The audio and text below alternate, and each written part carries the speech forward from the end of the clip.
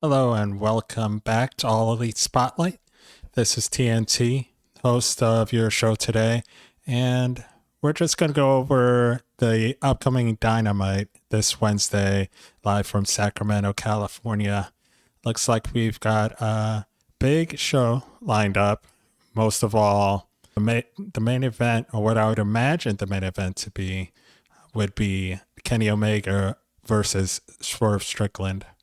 So that's definitely a major match set up for this Wednesday. We also have MJF and Hangman Adam Page doing a face to face, and we'll get further into that later on in the show. And the TV debut of the Brawling Birds. So last they were seen, they were making the save for Chris Statlander at Grand Slam Australia after Statlander's unsuccessful title defense against Tekla. So those are the only three segments that they have lined up for a Dynamite as of today, which is Tuesday, the 17th of February.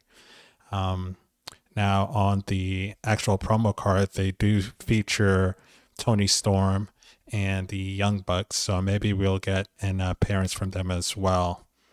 But first, let's get into the Swerve Strickland Kenny Omega matchup.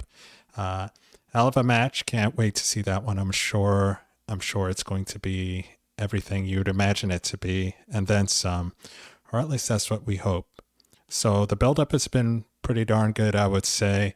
That face-to-face between Kenny Omega and Swerve the last time we saw them devolved into a big brawl through the crowd, fight on the stage, and ended up with both of them going off the stage through tables on the floor. So what we'll see here, and I find this really interesting, is Kenny Omega is the standard, or has so long been considered the standard for AEW, outside of his just being a VP, EVP, and all of that. So when it comes to in-ring and AEW, Kenny Omega kind of go hand in hand. So to see him getting back into form since all of his injuries and setbacks, I'm sure everybody is going to be behind him, at least to a certain extent, because in all reality, Swerve Strickland has really come into his own in the past year or so. So really, I mean, I would have to say that this whole Whose House, Swerve's House thing is actually legit, because AEW has, in fact, I think would arguably be Swerve's house at this point in time. So does Kenny Omega have what it takes now at this point in his career to go one-on-one with a competitor like Swerve and be successful? So I think that this match just highlights that little dynamic within the match itself. So it's not, yes, it's a one-on-one competition, and these are two competitors that want to be at the top of the mountain and challenge for the AEW World Heavyweight Championship that MJF currently holds and that Hangman will be vying for at Revolution. So they both want to get back into that race and put their name in the hat, so to say. And yes, Kenny Omega is an established star world over, not just in the company. And Swerve Strickland has been working his way up to that level. And I don't know, how do you guys see it? Do you think right now this is Swerve's match to lose, his position to give up, or does Kenny Omega still have a legitimate claim to the top? I know personally for me, it's hard to deny Kenny his stature, who he is, all that he's done, and what he can still do. However, I think this is going to be his first really tough test to see, can he still go and be the best bout machine, the cleaner that he's always been known to be. Because Swerve Strickland is, I would say, going to be his toughest test since coming back on this latest run. So we'll see how he does. I am sure he'll handle himself well. I'm hoping he still can go to the best of his ability and then some. And I know Swerve, we all know what Swerve can do. So I'm expecting, of course, a great matchup. I I don't know, like, who do you guys think is going to come up on top after this one? I would say I would lean more towards Kenny Omega pulling it out, but I don't know. I don't know. I think Swerve has just been head and shoulders above the competition. So, I mean, rightfully, uh, it's going to be a close one, and I'll be happy with whatever decision happens. But like I mentioned earlier, that Who's House, Swerve's House moniker, that's a legitimate thing, and I think if Kenny Omega is going to take that spot and get in line and move up the line, then he's really going to have to prove it and prove himself all over again. And that's not going to be an easy task against someone like Swerve Strickland. So, like I said before, I'd be happy either way it works out. But, you know, it's kind of swerves to lose at this point. Now, beyond that, we do have the face-to-face with MJF, the current AEW World Heavyweight Champion, fresh off his successful title defense against Brody King, and the challenger for Revolution at Revolution, Hangman Adam Page, 1/3 of the AEW Trios Tag Team Champions. Now, they have obviously a long storied history. I mean, right up there with the history between Hangman Adam Page and Swerve Strickland. So, interestingly enough, Hangman is the common denominator in both of those stories. So, we shall see. We shall see. We all know their history, and we would be expecting a face-to-face between the two of them to devolve into some sort of physical contact. But you never know with MJF.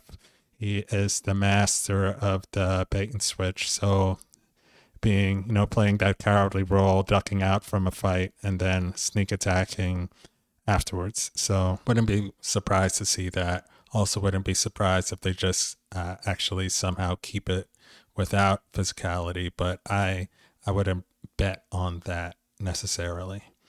Just because of all the hatred that exists there between the two.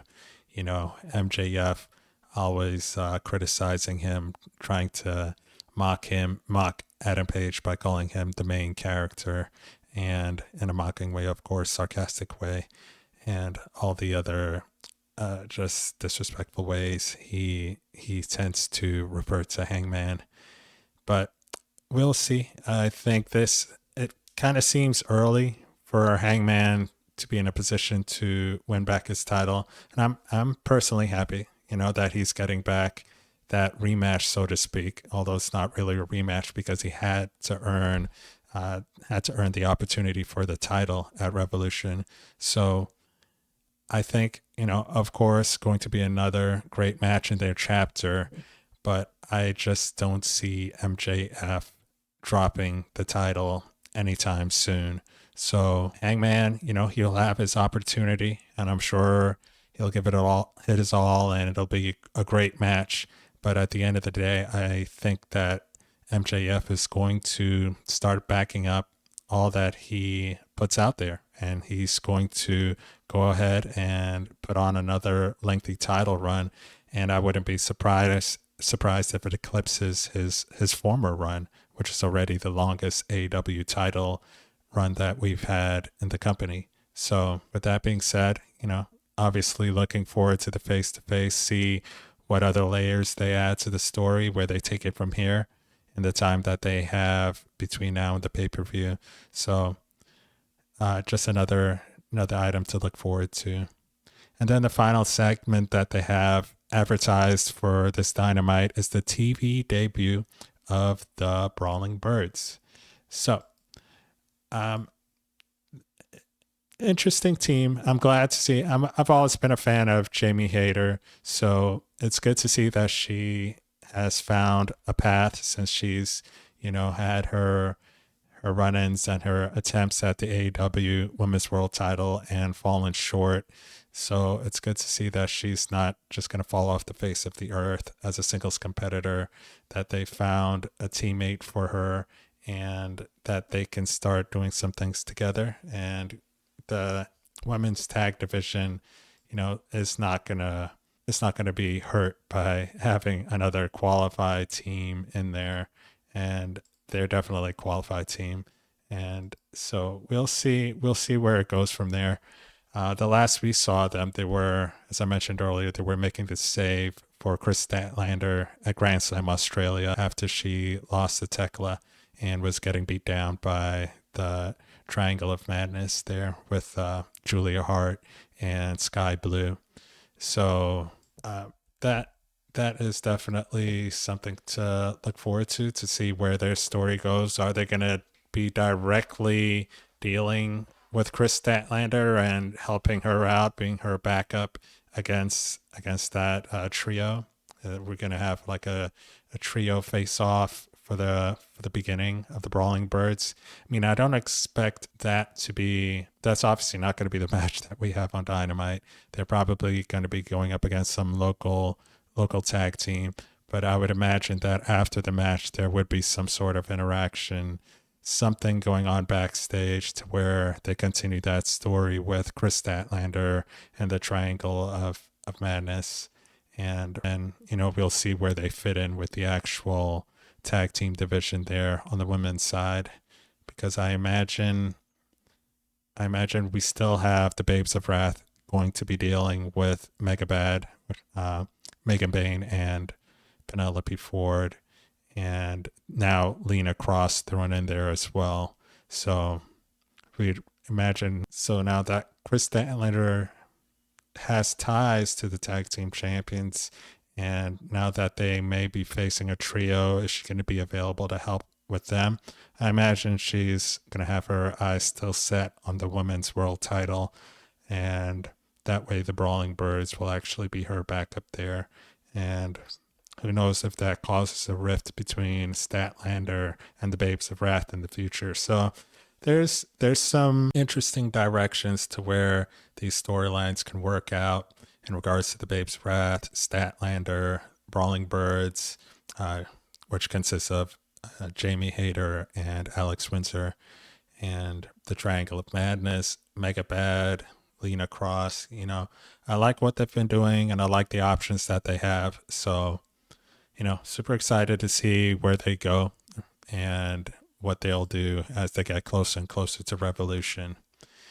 Now, like I mentioned, Tony Storm and the Young Bucks are featured on the promo card for this Dynamite. So I imagine we may get some sort of promos, maybe some in-ring competition with either FTR or the Bucks. And then, of course, timeless Tony Storm, fresh off of her victory with Orange Cassidy in that hair versus hair match against the Death Riders, Wheeler Yuta and Shafir, Marina Shafir. So we may get to see the newly shaved head of Wheeler Yuta rocking the bald look, and then we'll see also where she goes from here, if she's going to throw her hat back into the ring, so to say, to go after the AEW Women's World Championship, which is currently held by Tekla. And the Young Bucks, fresh off their win at being the new number one contenders for FTR's AEW World Tag Team Championships. We'll just see where that goes as well. So now I think that will do it for today. Feel free to throw in the comments, who you think is going to win that Kenny Omega versus Swerve Strickland match. What do you want to see happen? What do you want to see happen with Hangman and MJF? Do you think it's too soon for MJF to lose his title at Revolution? Do you think Hangman actually has a chance, or we're just he's gonna end up falling at the hands of MJF, whether it's straight up, which MJF usually does because he is obviously a good champion in his own right, just runs his mouth a whole lot. And then if you're looking forward to seeing this new tag team duo of Alex Windsor and Jamie Hayter, the Brawling Birds, So we'll see. Definitely a lot to look forward to, and I'm sure they'll provide even more than they've shown us so far in regards to the promo for AEW Dynamite. And other than that, thank you again for tuning in. Please make sure to like, subscribe, share, all of that. And I do appreciate all of you that are watching right now and have subscribed already. I appreciate it a lot. And before I go, I do want to put out a quick rest in peace for the Reverend Jesse Jackson, who passed away at the age of 84. Just a legendary civil rights leader. Um, Rest in peace and love to his surviving family and loved ones. Thank you, all of you. Have a great day, rest of your night, and I will see you next time.